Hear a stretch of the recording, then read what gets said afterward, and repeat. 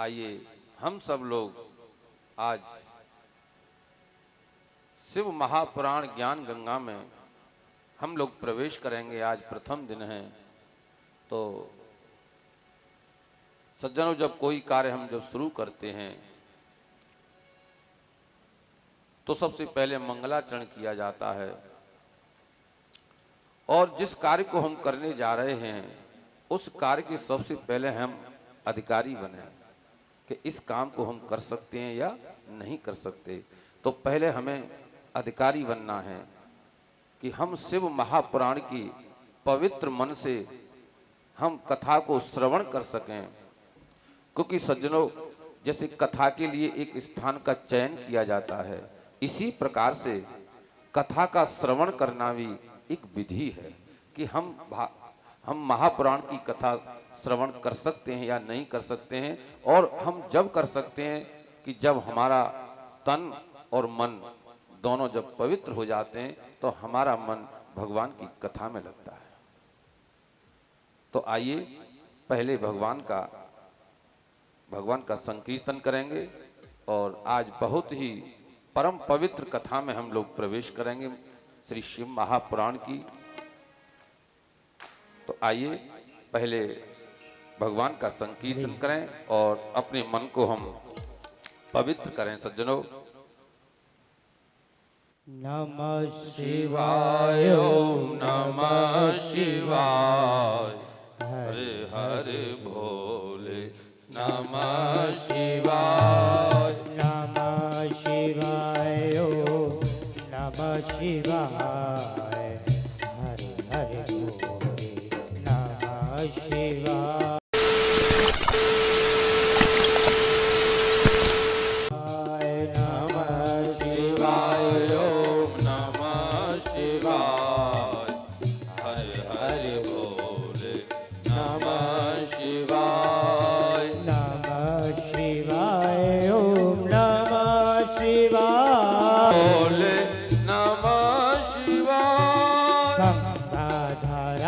शिव गंगाधराय, हरे हरे भोले नमः शिवाय, गंगाधराय शिव गंगाधराय, हरे हरे भोले नमः शिवाय, नमः शिवाय ओम नमः शिवाय, हरे हरे भोले नमः शिवाय, नमः शिवाय नमः शिवाय, हरे हरे भोले नमः शिवाय।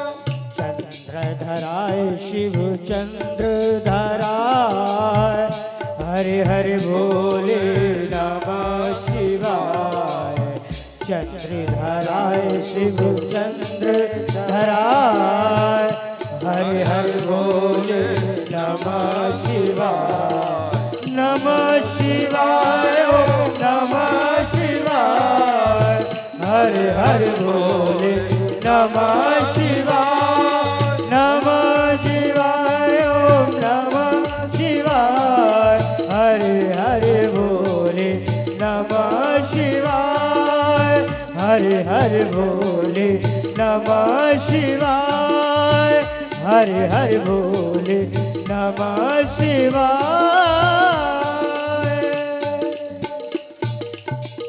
बोली शंकर भगवान की, बोली काशी विश्वनाथ भगवान की, बोली श्री केदारनाथ भगवान की।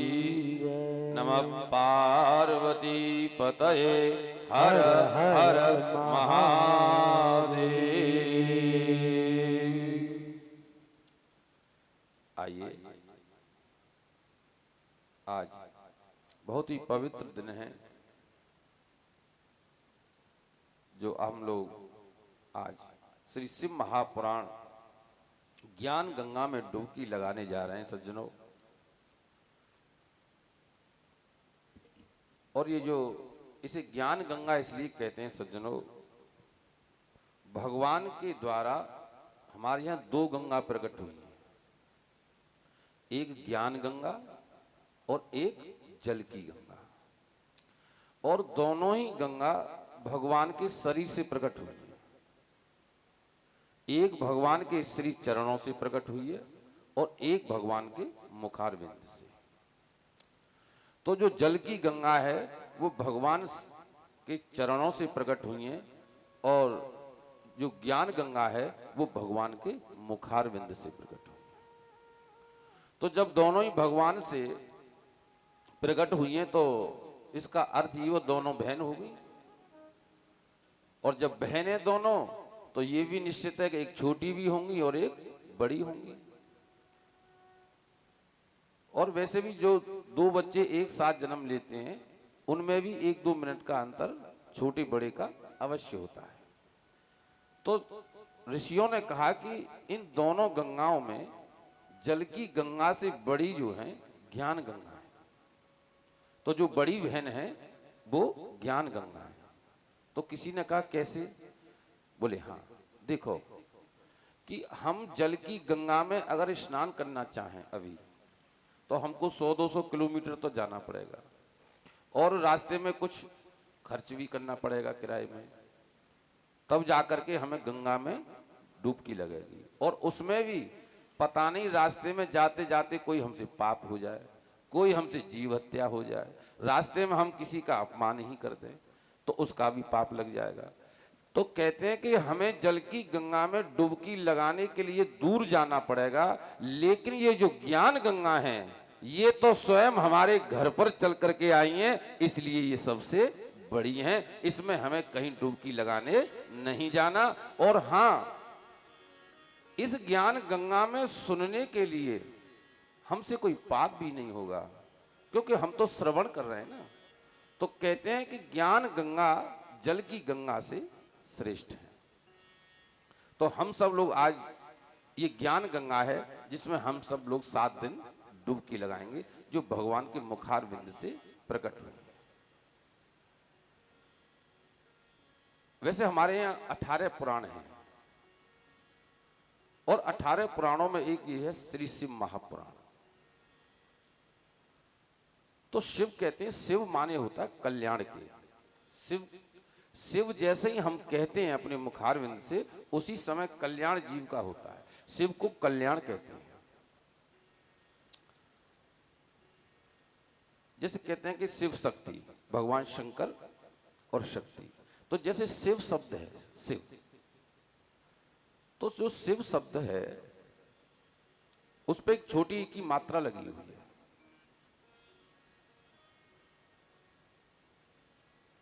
तो किसी ऋषि ने कहा कि ये जो शिव शब्द है कल्याणकारी है, शिव नाम लेने से ही। लेकिन जो शिव शब्द में जो आगे जो छोटी ई की मात्रा लग रही है, तो जैसे कहते हैं आ जो होता है वो पुल्लिंग होता है और ई जो है स्त्रीलिंग होती है। तो शिव में सबसे पहले ई की मात्रा लग रही है, तो ई का मतलब हुआ शक्ति। तो कहते हैं सज्जनों कि जो शिव हैं वो पता है कब शिव बनते हैं? जब उनमें पहले ई की मात्रा लग जाती है। इसका मतलब ये है कि जैसे शिव शब्द में से हम ई की मात्रा हटा लें तो क्या होगा? सब। और सब माने तो आप जानते ही हो मुर्दे को कहते हैं। लेकिन उसी सब में जब हम शक्ति लगा देते हैं तो वो सब जो है शिव हो जाता है।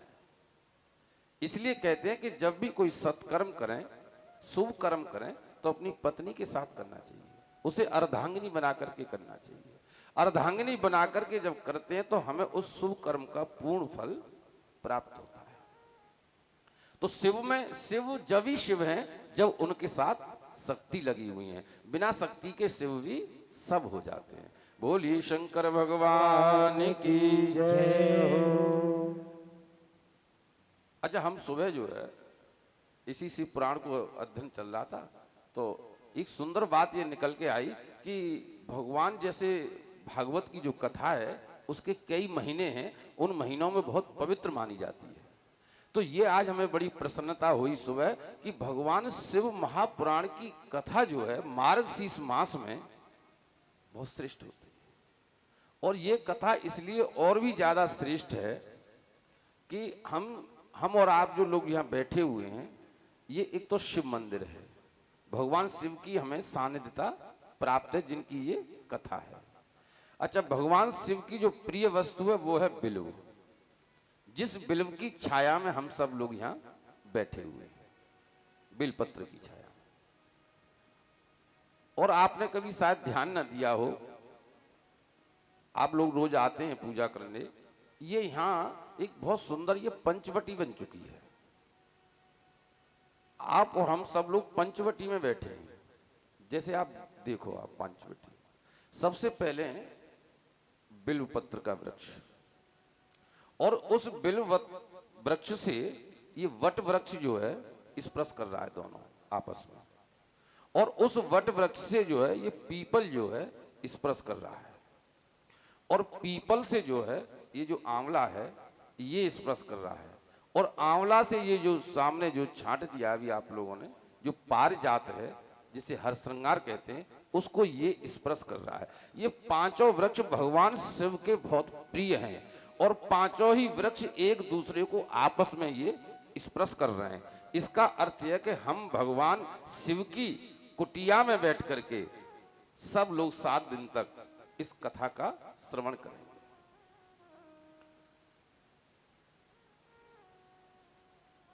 अच्छा, एक बात और है सज्जनों, कि कथाएं वैसे बहुत होती हैं। आप अपने इस शहर को देख लो, इस समय 2-4 कथाएं इस बड़े शहर में जरूर चल रही होंगी। हम भी अभी 8-10 दिन पहले ही भागवत की कथा समापन करके आए। तो देखिए, ऋषि मुनियों का ज्ञान देखिए आप। अच्छा, आप लोग भी जब घर से चले होंगे तो आपको ये पता है कि हम कथा सुनने जा रहे हैं, यही विचार होगा ना। लेकिन यहां अब हम जब पुराणों में जब प्रवेश करते हैं तो अलग बात मिलती है। यहां कथा की कोई बात हो ही नहीं रही।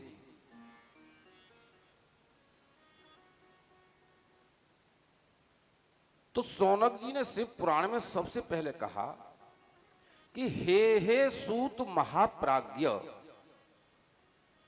सर्व सिद्धांत विद प्रभु, आख्या ही में कथा सारम पुराणा नाम विशेषतः। अच्छा, यहां कथा की सुनने की बात नहीं हो रही। देखो, कथाएं आपने यहां जितने लोग बैठे हैं, यहां ऐसे बहुत लोग होंगे जिन्होंने अपने जीवन में हजारों बार कथा सुनी होगी। सुनी है ना आप लोगों ने, लेकिन उसका हमें लाभ नहीं मिला।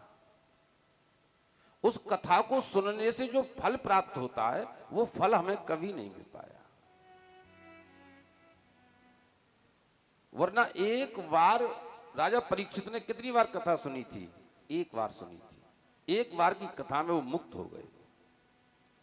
लेकिन हम हजारों कथा सुनने के बाद भी अभी मुक्त नहीं हो पा रहे। अभी हम इस काम क्रोध मोह लोभ से निकल नहीं पा रहे। इसका अर्थ ये निकला कि हमने अब तक जो सुना वो सब कथाएं सुनी, कहानी सुनी है, और कथा के सुनने से कल्याण नहीं होगा। बोले फिर? बोले आख्या ही में कथा सारम पुराणा नाम विशेषतः।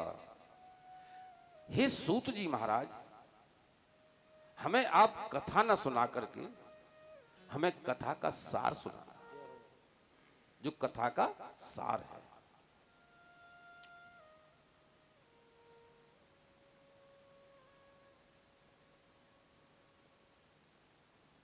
अच्छा, हम जब कथा का जब सार जब श्रवण करेंगे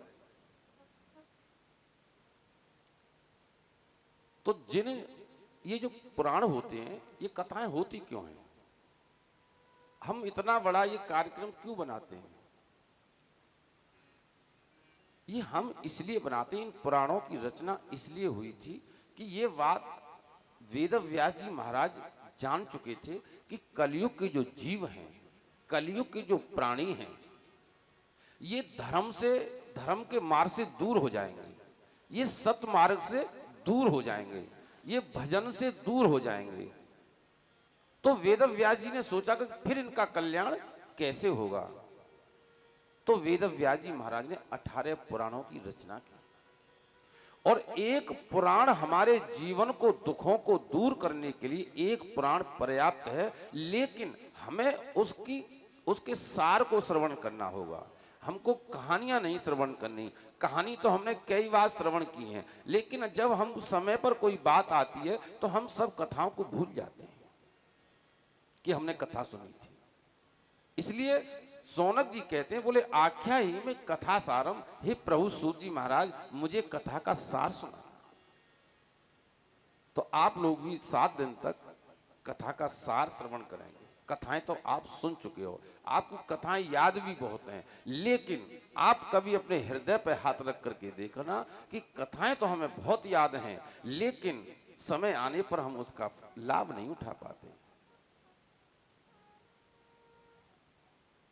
तो सूत जी महाराज से सौनक जी ने यही कहा कि आप मुझे विशेष रूप से शिव जो पुराण है और उस पुराण में जो भगवान शिव का चरित्र है उसे मुझे आप सुनाना, और ऐसा चरित्र सुनाना कि मेरे जो विवेक है मेरा उसकी वृद्धि हो, मेरा विवेक थोड़ा बढ़ जाए। क्योंकि सौनक जी कहते हैं कि जीवा शास्त्रताम प्राप्ता प्रायो घोरे कलाविह, कि कलयुग में जो जीव है वो असुर हो जाएगा, वो राक्षस योनि, राक्षस के लक्षण उसमें आ जाएंगे। इसलिए तुलसीदास जी ने लिखा भी है, माने मातु पिता नहीं देवा।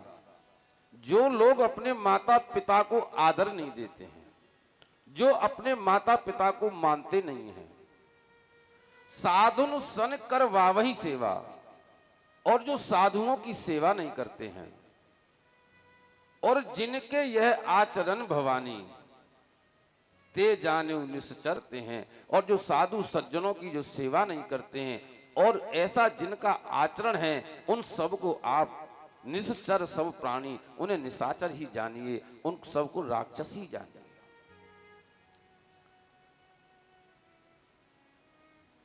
अच्छा, ये जितने भी हमसे जो पाप पुण्य होते हैं, इन्हीं के द्वारा तो हमें अगली योनि की प्राप्ति होती है। अब जैसे अब आप देखते हैं हमारे संसार में हम लोग तो खैर मनुष्य बन गए, और बड़ी कृपा रही कि एक तो हम मनुष्य बन गए और उसमें भी अच्छे कुलों में जन्म हो गया। ये भगवान की बड़ी कृपा है। अब आप देखिए, अगर अब पाप व्यक्ति नहीं करेगा तो आगे की जो योनि है उनका क्रम बिगड़ जाएगा। देखो शिव पुराण में लिखा है, साफ लिखा है कि जो कथाओं में विघ्न डालते हैं, जो कथाओं में अवरोध बनते हैं, उन्हें सूकर का जन्म मिलता है। तो ऐसे प्राणी भी हैं जो विघ्न भी डालते हैं, तो अब उनको जो अगला जन्म मिलेगा उनका निश्चित हो गया। इसीलिए सज्जनों, इन पुराणों की कथा होती है कि इन्हें सुन सुन करके हमारे अंदर जो कुछ अज्ञान है, जो हम सही से नहीं कर पाते हैं, वो हम इन पुराणों में सुन करके सही मार्ग पर आ जाए। अब जैसे हम सब लोग शिव का पूजन करते हैं, सब लोग घरों में होता है। इस कथा को सुनने से आपको ऐसी ऐसी बातें आपको प्राप्त होंगी कि आपको ये पता लगेगा कि वास्तव में हम शिव की पूजा जो करते हैं, अब हमको ऐसे करनी चाहिए। ये है शिव की पूजा की विधि, सब विधि बताई जाएगी। और भगवान शिव कहते हैं, जीव समुदाय को शुद्ध व साधक के मन को स्वच्छ बनाने के लिए जो सर्वश्रेष्ठ उपाय है, मनुष्यों का परम कल्याण अथवा जिन साधन से विशेष रूप से अपनी आत्मा की शुद्धि एवं निर्मल चित्त वाले को शिवजी, तब सूत जी ने कहा, धन्यस्तुम मुनि शार्दूल, हे सौनक जी तुम धन्य हो। तुम्हारे हृदय में पुराण कथा अर्थात भगवान शिव की कथा सुनने के लिए जो प्रेम और जो लालसा है, इसलिए मैं अपनी बुद्धि से विचार कर सर्वोत्तम उस शास्त्र का वर्णन करता हूं। भगवान शंकर से और इस शिव पुराण की एक विशेष बात और है सज्जनों, जैसे भागवत सुखदेव जी ने राजा परीक्षित को सुनाई थी, लेकिन ये जो शिव पुराण है ये भगवान शिव ने स्वयं गाया है। इसको भगवान शिव ने अपने मुखार विंद से इसे स्वयं सुनाया है।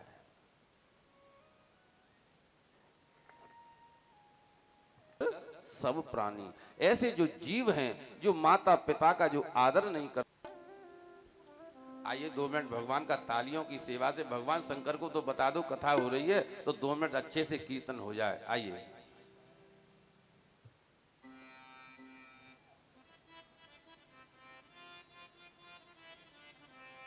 हमें शिव जी के शिव जी हमारे, हमें शिव जी के शिव जी हमारे, हमें शिव जी के शिव जी हमारे, हमें शिव जी के शिव जी हमारे, हमें शिव जी के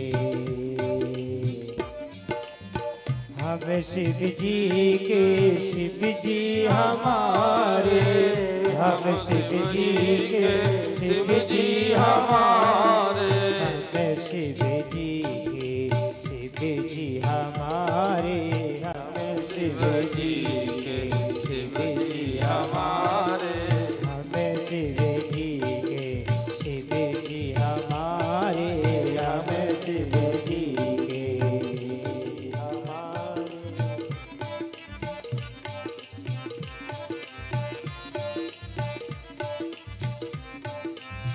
हम शिव जी के शिव जी हमारे, हम शिव जी के शिव जी हमारे, हम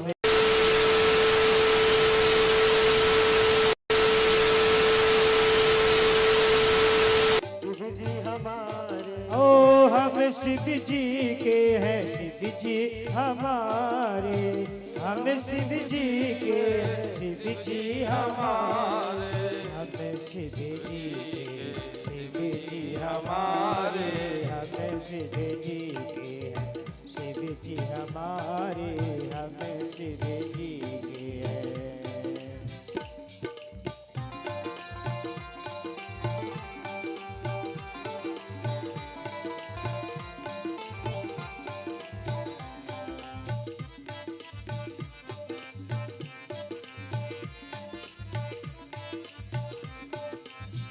हम शिव जी के हैं शिव जी हमारे, हम शिव जी के शिव जी हमारे, हम शिव जी के हैं शिव जी हमारे, हम शिव जी के हैं शिव जी हमारे, हम शिव जी के हैं शिव जी हमारे, हम शिव जी के हैं शिव जी हमारे, हमें शिव जी के हैं शिव जी हमारे, हमें शिव जी के हैं शिव जी हमारे, हमें शिव जी के हैं शिव जी हमारे, हमें शिव जी के हैं शिव जी हमारे, हमें शिव जी के हैं शिव जी हमारे, हमें शिव जी के हैं शिव जी हमारे, हमें शिव जी के हैं। काशी विश्वनाथ भगवान की नमः। पार्वती पतये हर हर महादेव।